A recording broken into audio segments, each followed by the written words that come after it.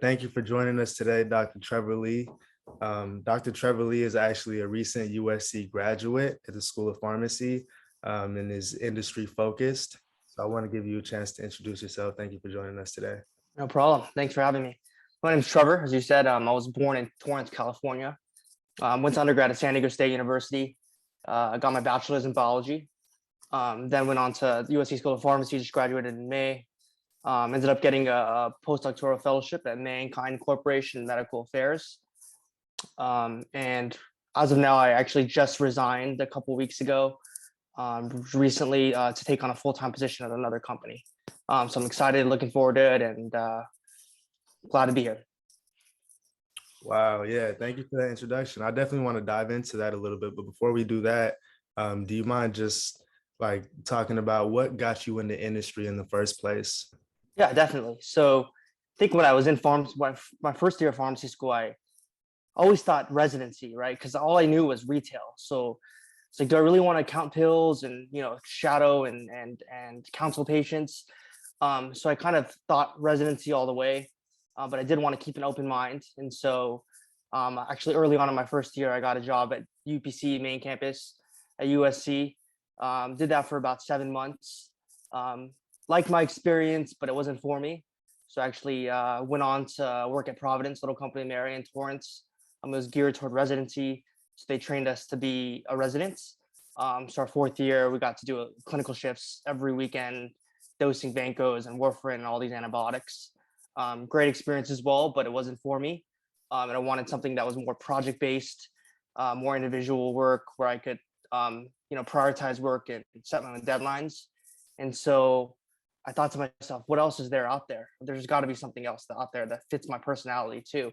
So I decided to apply for an API in the industry. And I'll get into my mindset later on how I pick my APIs, but I ended up getting a API rotation at Mannkind Corporation in clinical development. So I got 6 weeks there early on. Loved it, went in with open minds, worked my butt off, try to learn as much as possible to see if that was something for me.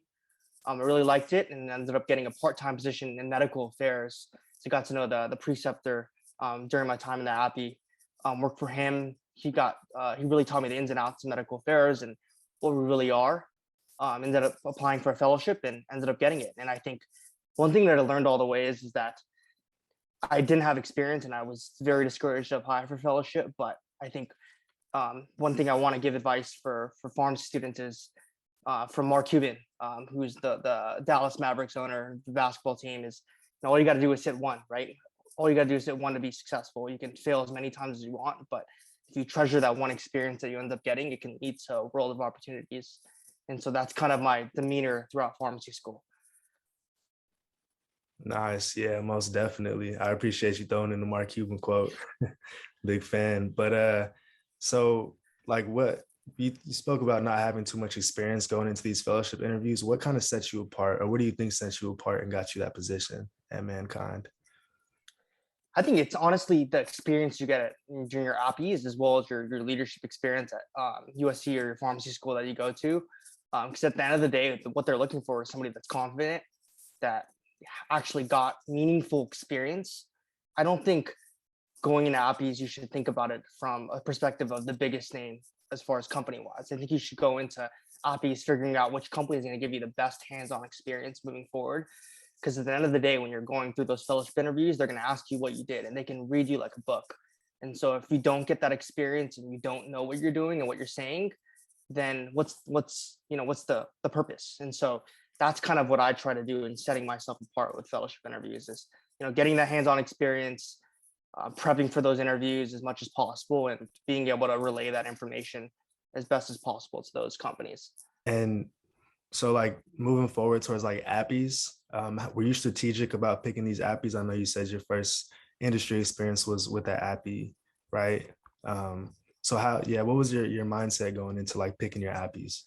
Yeah. So when I was picking my APIs, I was lost. I really didn't want to do a residency. I was kind of set on that, but I wanted to give industry a shot. So I talked to a lot of different people. I picked people's brains to figure out what was the best site that was going to give me the best experience, like I was alluding to earlier. What's going to give me the best hands-on experience, not just best company. So I talked to a lot of people, and they said that Mannkind was the company you want to go to, one of the companies, because they give you a ton of experience, and you'll be doing impactful work, and you'll be able to talk about that if you do apply for a fellowship.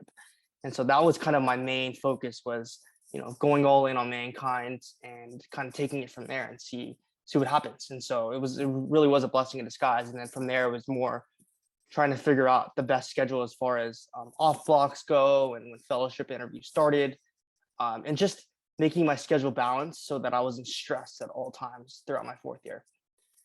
Cool. So I want to dive into the hot topic of the day. So recent fellow at Mannkind, and then you recently got offered a possible full-time position for an industry company.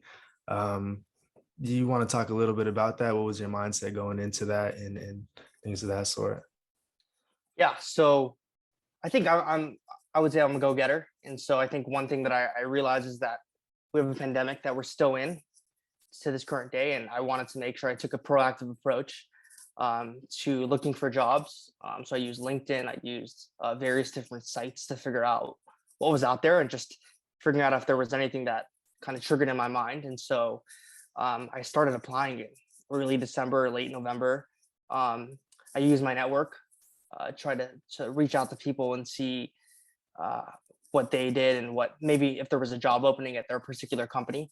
And so things just took off. I mean, I started applying. I think my first job that I ended up applying for, I ended up getting. So I think that's my biggest tip for fellows going forward, is at the end of the year, I think companies are trying to use their budget before the end of the year, because if they don't, they lose out on that money. And so that was kind of my strategy as well, is look early, be proactive, especially since this pandemic hit.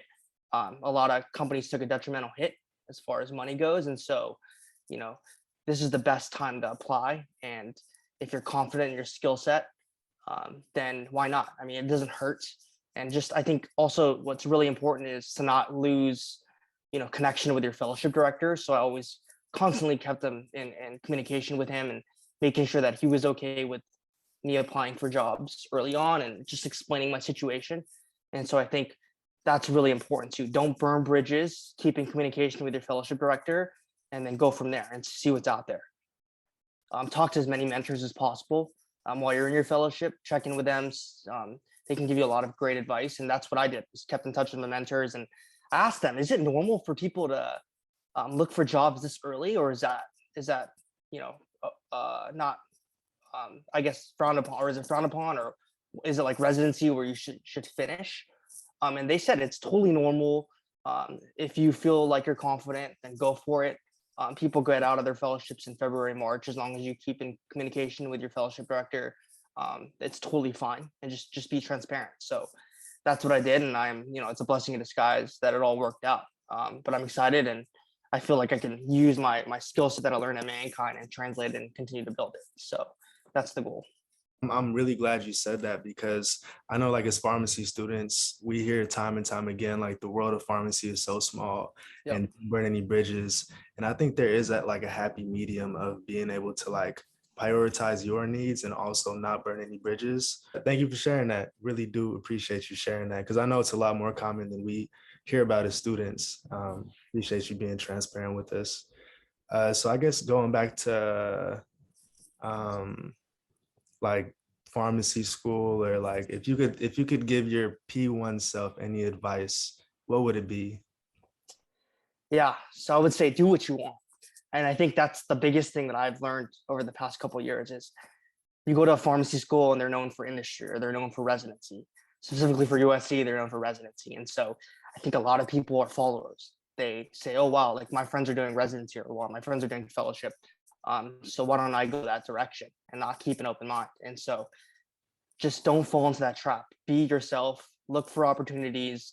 Don't just, set your mind to community or residency, because at the end of the day, you're going to fall into a trap of being in your P3 year and realizing maybe it wasn't for you. And then you're wondering, how can I scramble to get a summer internship for fellowship after being all in on residency? And I've had multiple people that have reached out to me to talk and say, Trevor, I'm stressed because I wanted to do residency, and now I realize that's not for me. What do? I'm a P3. I'm going into Appies.